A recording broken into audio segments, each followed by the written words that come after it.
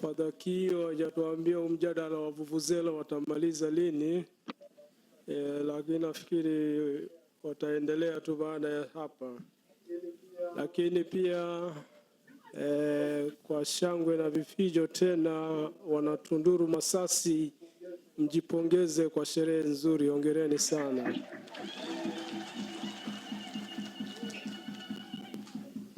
Na sisi watu wa kanda ya kusini metropolitan ya Songea tupo pia kwenye mafanikio yenu, mtupongeze pia.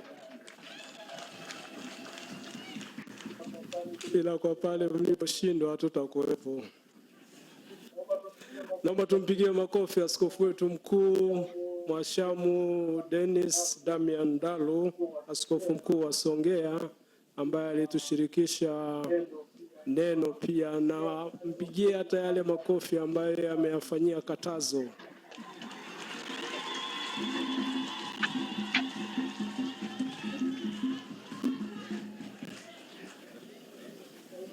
Mshangwera wetu Mhashamu Philbert Felician Muhasi, Mhashamu askofu mkuu Damian Dennis Dalu, askofu mkuu wa Songea, Mhashamu askofu, wapendwa mapadri, wapendwa maabate, viongozi wa mashirika ya kitawa walioko hapa, watawa wote wa kike na wa kiume, wana Tunduru Masasi, wengine waliotoka nje ya Tunduru Masasi, wageni wengine.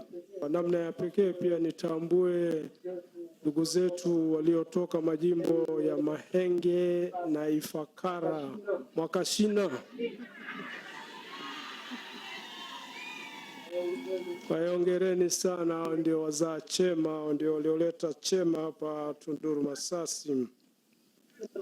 Niseme matatu tu kwa haraka: pongezi, shukrani na jubilei. Pongezi kwa niaba yangu na kwa niaba ya Baraza la Maaskofu. Tuko hapa sisi maaskofu, lakini pia na ndugu zetu wengine ambao wako hapa kwa ajili ya kumpongeza Mhashamu Philbert Muhasi kwa jubilei yake ya ukasisi miaka 25. Baba Muhasi, hongera sana.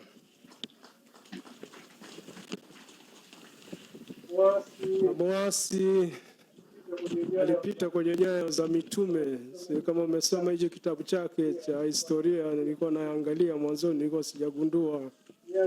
Yeye amezaliwa tarehe 30 Novemba, siku ya Mtakatifu Andrea Mtume.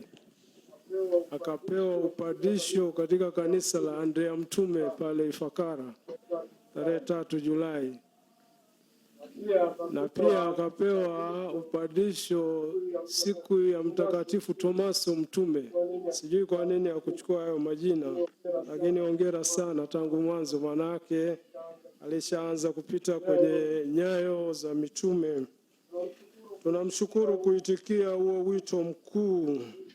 wito mkuu na mtakatifu wa ukuhani. Kwa nini wito mkuu? Baba mhubiri, askofu mkuu alitupitisha kwamba kanisa sasa limebarikiwa na miito mingi. Tunashukuru kwa hiyo miito na tunaendelea kukiri kwamba ni wito mtakatifu na mkuu, ambapo moja anaitwa kumtumikia Mungu. Wito wa upadre, wito wa utawa, kila siku asubuhi mtu anapoamka anapaswa kumwaza kumtumikia Mungu, sio mtu mwingine. Kwa hiyo malengo yake ni Mungu tu. Hatuna lengo la kubeza miito mingine kama wito wa ndoa. Yafahamika wazi kwamba lengo la kwanza la ndoa ni kumhudumia mwenzako wa ndoa. Kwa hiyo asubuhi ukiamka usidamkie tu kanisani, msalimie kwanza mwenzako, ndio kwenda kwa Mungu kunafuata. Lakini hawa wakidamka asubuhi ni Mungu tu, ndio wito mkuu na mtakatifu. Kwa hiyo tunakupongeza sana kwa hilo.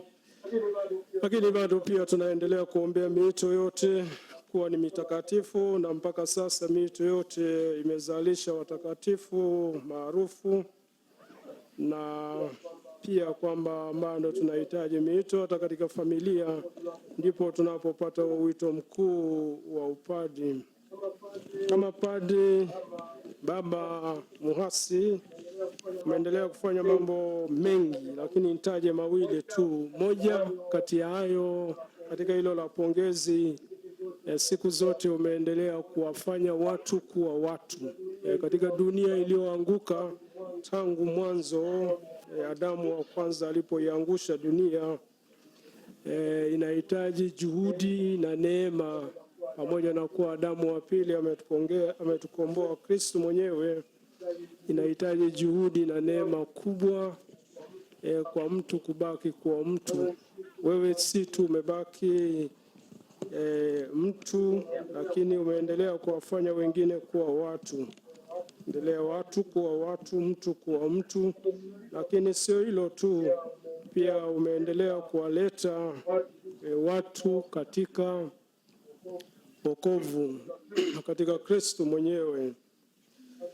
Mtakatifu Agostino Mkuu, Agostino wa Hippo, alisali mara moja katika ujana wake, akasema, Mungu naomba unipe neema ya usafi wa moyo katika ujana wake.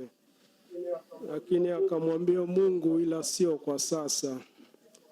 Huko anasali ila anasogeza mbele zaidi, anaahirisha.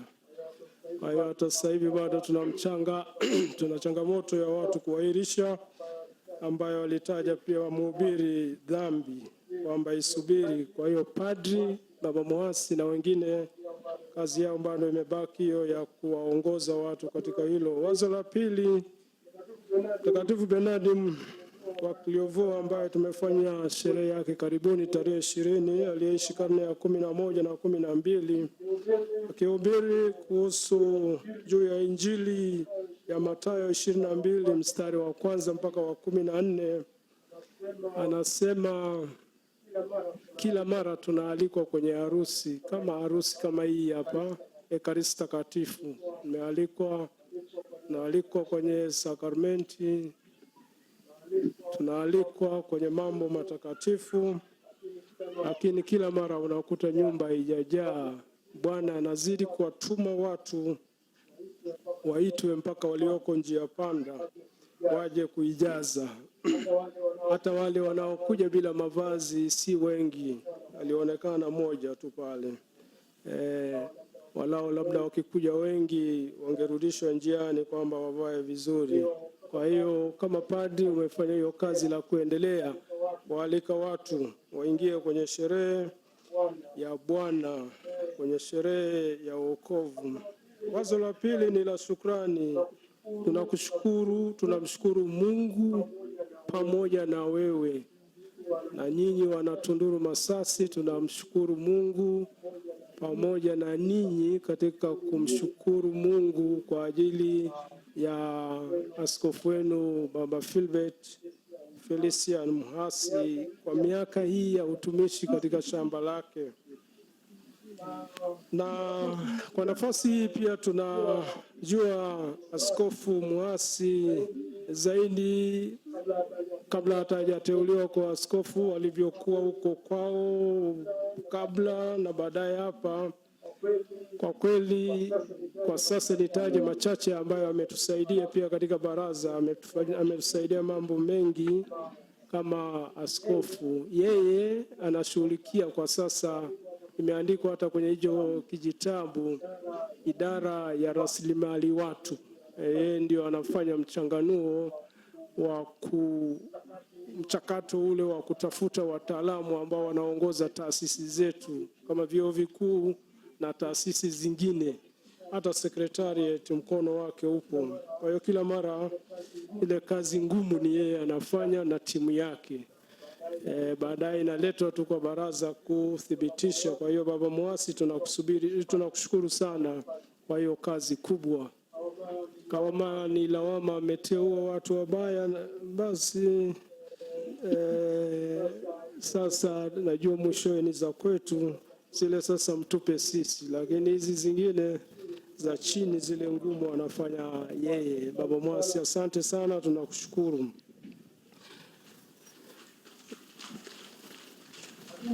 Lakini pia yeye ni mwenyekiti wa bodi ya seminari yetu kuu ya Peramiho, kule wanakolelewa vijana wetu, ambapo wanaandaliwa kuwa mapadi. Mpaka sasa anafanya kazi nzuri na tunamshukuru sana. Ni mwenyekiti pia wa kamati ya fedha ya chuo kikuu kikatoliki cha Mbeya. Nimemwona profesa pale ametulia, sijui ataiwakilisha. Profesa, nimekuona. Tumsifu Yesu Kristo. Na basi yeye yuko kwenye bodi ile, ni moja ya chuo kikuu ambacho ina wanafunzi wengi kwa sasa hapa Tanzania, walau kwa zile vyuo vikuu vya baraza TEC. Lakini yeye pia yuko kwenye mwenyekiti wa kamati ya fedha, lakini pia yuko kwenye hiyo bodi. Labda hayo machache, lakini lingine la siri pia nafikiri wazee wataniruhusu pia. Askofu Mwasi hapa aliponea Almanusra awe mwenyekiti wa MESEA pia. Alikuwa mgombea pale maarufu pale, aliyemsindikiza. Basi baadaye kwa unyenyekevu wake alimpisha askofu mkuu wa Mbeya. Baba Mwasi, tunakushukuru kwa unyenyekevu wako pia. Lakini Baba Mwasi pia anafanya kazi ngumu sana, ambayo nafikiri hakuna mwingine angeipenda. Kazi yake pia kila mara ni kukumbusha maaskofu utaratibu. Unajua, mkisha kuwa wengi kuna mambo ya kuweka vizuri. Kwa hiyo mara nyingi ndio anasema kesho asubuhi kuamka saa ngapi, sala ya asubuhi saa ngapi, kesho mnatakiwa mvaaje, mvae suketo. Sijui kama mnajua suketo nyinyi. Hiyo ni kazi yake, na sidhani kama kuna askofu mwingine atapenda ile kazi, na ndio maana atafanya hiyo kazi mpaka astaafu. Baba Msasi, tunakushukuru pia kwa hiyo, kwa uvumilivu wako na kwa juhudi yako hiyo. Katika jubilei ya Wayahudi tunasoma Kumbukumbu la Torati sura ya 15 mstari wa 13 na ile kitabu cha Walawi sura ya 25 mstari wa 3 na wa 10 mpaka 17. Wanasema katika mwaka wa jubilei, ingawa wao wanataja miaka 50, 25 inafuata katika mstari ule, ardhi ipumzike, watumwa wasamehewe na madeni yafutwe. Kwa hiyo Baba Mwasi akiamua kufuta madeni ni juu yake. Pia ila asiaguse yale ya kuo, mnafikiri hawatamruhusu wala ya taasisi zingine. Na mwisho jubilei kwa kweli tunampongeza na kumwombea. Tunajua jubilei sio ushindi. Nisome tu sehemu ya utenzi wa wachungaji, utenzi wa pili wa wachungaji watakatifu, wachungaji jioni ya pili, sehemu tu, ili Baba Mwasi alenge kule kama mchungaji. Siku moja tuwe na mtakatifu Muhasi kutoka Tunduru. Wakati huo hija hapa itakauka. Hata haya mambo ya ujenzi wa kanisa kuu yatafanyika yenyewe tu. Kwa hiyo kanon wa kanisa kuu siogope, ingawa mchango tutakupa, utukumbushe tu. Katika hii sehemu tunasoma, wakati tunazidi kumwombea, ile sehemu inasomeka ifuatavyo: uwe hawa ni akina nani ambao wamevaa mavazi ya mwana kondoo? Hawa ni akina nani? Watokeza kama nyota, wanasimama mbele ya kiti cha Mungu, Kwa sauti wanamsifu mfalme wao wa mbingu. Hao ndio walioshindania hadhi ya Mwokozi wao. Kwa muda mrefu walishindana kwa nguvu mpaka mwisho, bila kufuata mkumbo wa watu watenda dhambi. Waliendeleza mapambano kwa ufundi. Wamepata ushindi kwa njia ya mwana kondoo. Mhubiri alitaja njia ya Kristo. Wamepata ushindi kwa njia ya mwana kondoo. Hawa makasisi wenu wakikaa macho wakingoja. Huyu kasisi wenu akikaa macho akingoja. Sasa ni mwenye heri mbele ya uso wa Mungu mahali patakatifu. Siku moja isomeke hivyo na watu wanasimama wanang'ara. Amina. Tumsifu Yesu Kristo. Watoto mpo?